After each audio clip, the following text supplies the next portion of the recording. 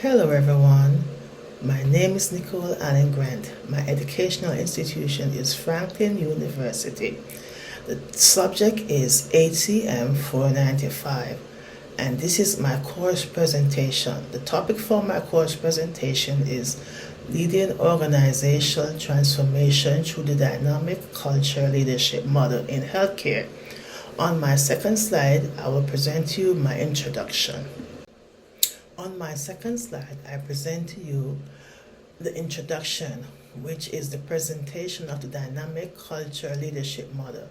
This is a framework which is designed to strengthen healthcare leadership effectiveness, which is how do you cooperate with your employees, how do you get them to work together. It promotes collaboration, which is again staff working towards the betterment of the patient and caring for the patient together. It's teamwork, and a key address is the organizational challenges at healthcare organization.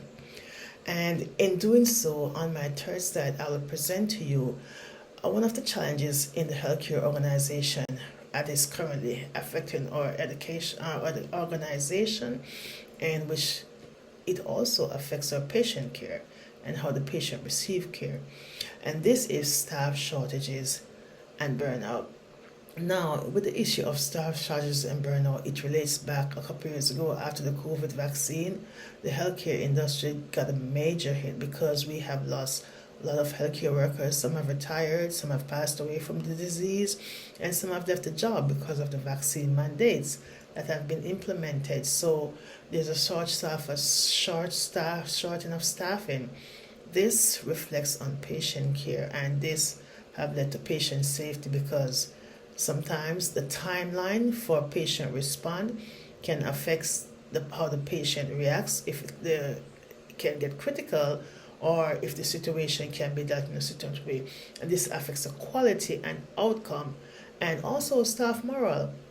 When you have less staff and the staff is burdened with work, they're burnt out, they're morale, they're so stressed and tired out, and it sometimes it reflects back on how they interact with the patient.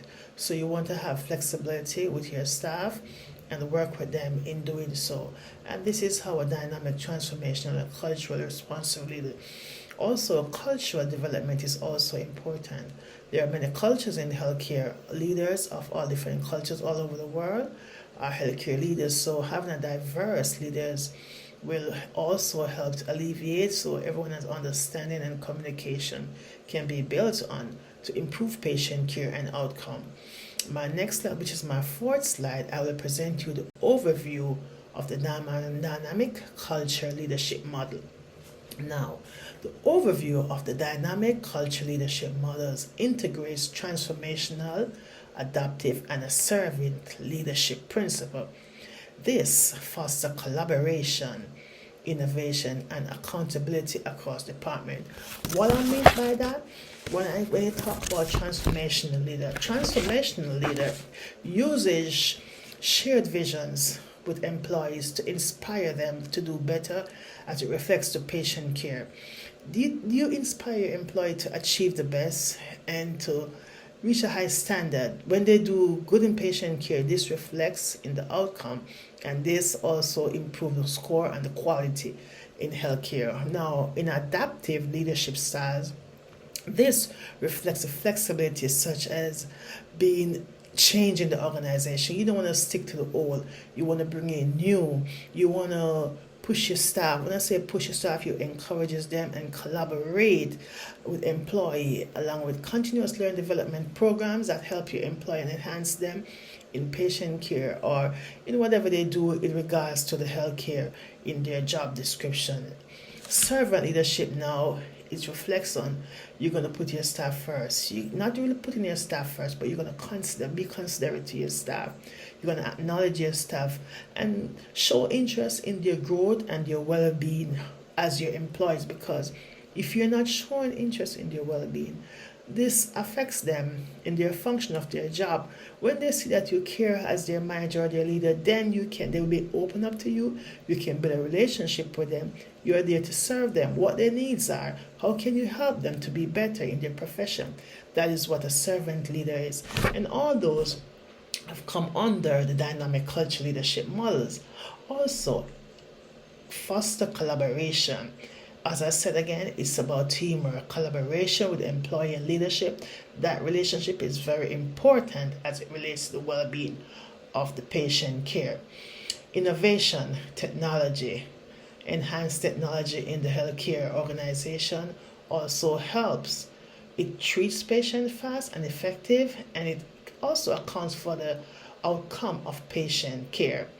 Accountability, taking responsibility as a leader. Whatever decision you make, you take the responsibility. That is your risk. Whatever the outcome, you are, as long as you're satisfied with your decision and your outcome, that is good for you. Okay, on my fifth slide now, I go to theoretical foundation. The theoretical foundation, sorry, my tongue is a little tied up, but let me pronounce these words accurately. Theoretical foundations. This is a transformation leadership from Burns in 1978. This is where I got some of my highlights from and my information in regards to transformation leader, adaptive leadership, and also servant leadership. So this is where these are my information feedback. These theories emphasize empowerment, as I said before, empowering staff, learning, growth of their how they grow, how you grow your staff and empower them, and ethical care. Providing ethical care to your patient is also very important, and also how you work, your work ethics is also important because this is your background. This is what goes with you in your career. So as I move to my sixth slide, I want to move to the strategies for mother adoption. In this slide is strategies for mother adoption. Leadership workshop introduces mother principles. Taking part in leadership workshop helps you to gain more knowledge and feedback so you can improve your department or your organization function. It gives you more ideas so to bring back. So this is good. Workshops are good. Having a pilot program in one clinical department also enhances the mother adoption. So you have a special program that goes along with it.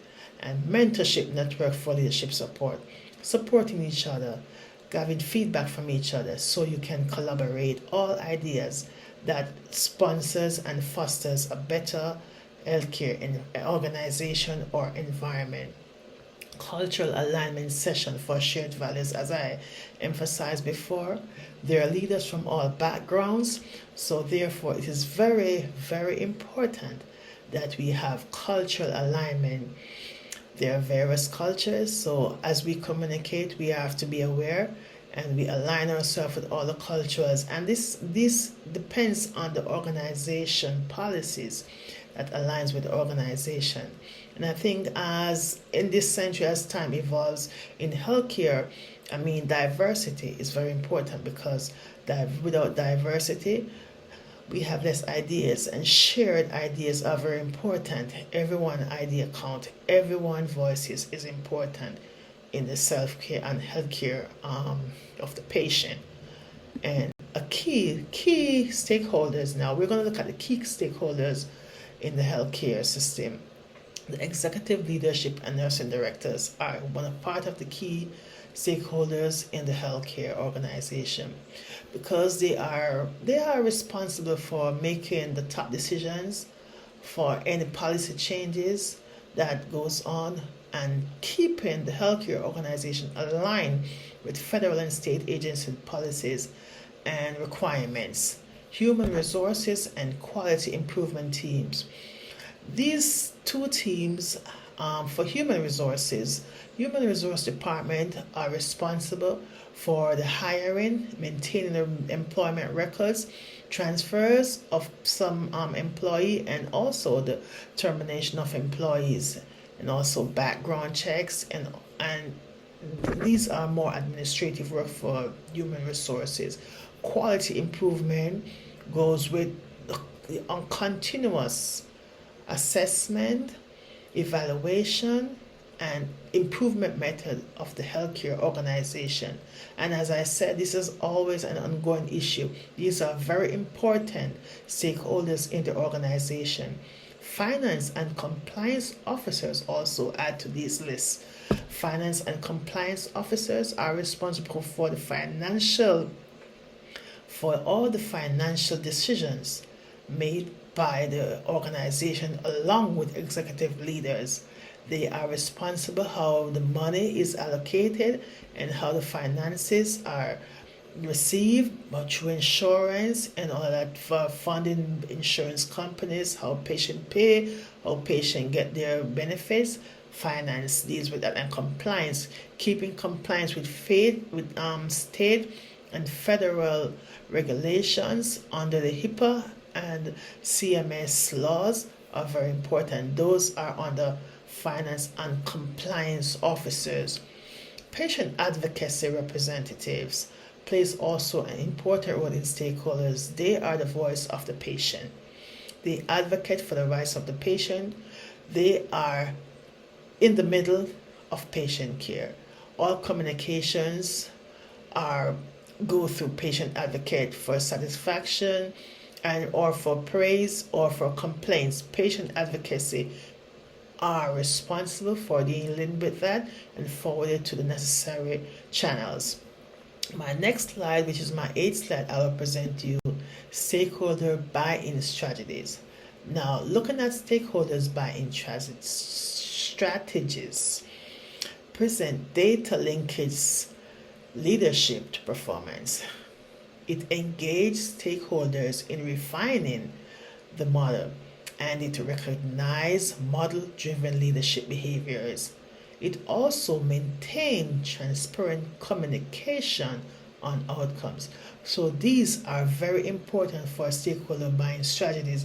These are the strategies they use in doing any decision as it relates to the organization, how it's engaged, and refining the modeling of the organization as it relates to laws and reorganizing model-driven behaviors. So laws and policies are changing in accordance to requirements, and healthcare leaders are required to follow and implement these laws and policies. Evaluation plan is my next slide. Evaluation will utilize the balanced scorecard and healthcare leadership alliance competency framework. This is our metric, right? It goes to how we care for a patient. Remember, patient outcome accounts for our metric. This is where we know where we're at, what we're doing wrong, or what we're not doing wrong. And this comes, I think it comes from the CMS, or even in the healthcare organization, or point scores. Metric tells us where we are, where we need to adjust on adjustment to be done on employee engagement, which is very important as it relates to patient satisfaction, employee turnover rates also, and operational efficiency, how we care for our patients. So all these are metrics that goes with evaluation of the organization functions. Expected impact. Some of our expected impacts, as we expect as healthcare leaders, are to improve motivation and communication among ourselves and employees. Very important in the care of patient. Remember, it's all about the patient. Patient care is very important, and the outcome. Strengthen teamwork and morale. When you have a strong teamwork as a leader, sometimes it's good to go work side by side with your staff. You relate to them, because the best leader you can be is being side by side. You're doing activities with your staff, working side by side, lead, and so they will follow. When you take that extra steps, then they will follow. Enhance quality of care and patient safety. As I said before, as healthcare leaders, we have to emphasize those values. Quality care quality.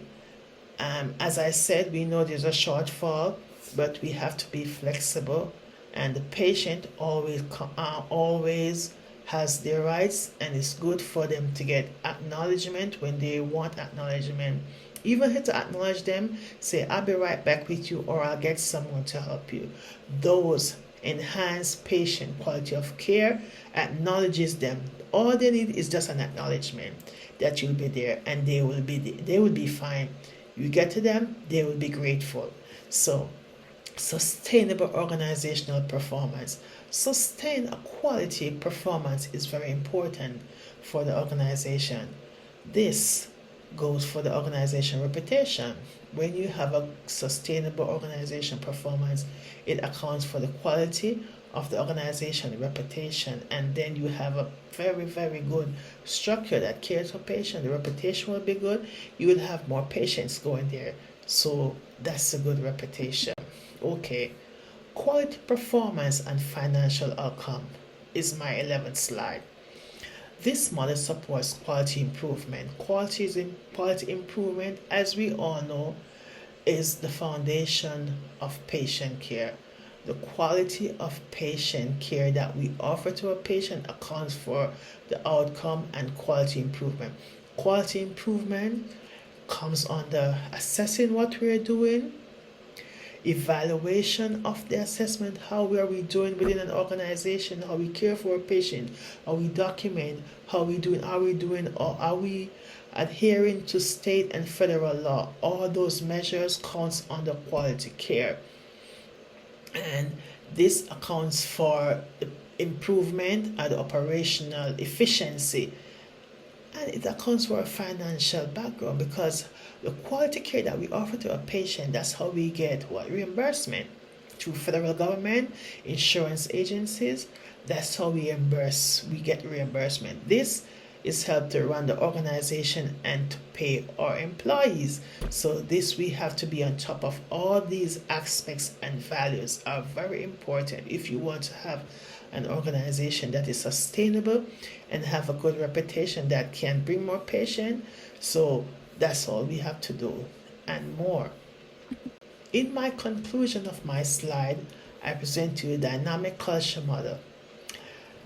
In my conclusion, let me elaborate what the dynamic culture model requires and promote. Adaptability, collaboration, and ethical leadership, enabling Bellevue Hospital to achieve excellent inpatient care and workforce engagement. That is what I stand for as a healthcare leader in the healthcare industry. And my last slide, this is my 13th slide, I present you my references. These are where I derive some of my information along with my background, experience, and knowledge that I have. As we come to the end of this course, I hope you find my final presentation a little informative or more informative, as I have learned a lot during this course on top of what I've known before. I thank you so much for taking the time out to view my presentation, and have a good night. Thank you.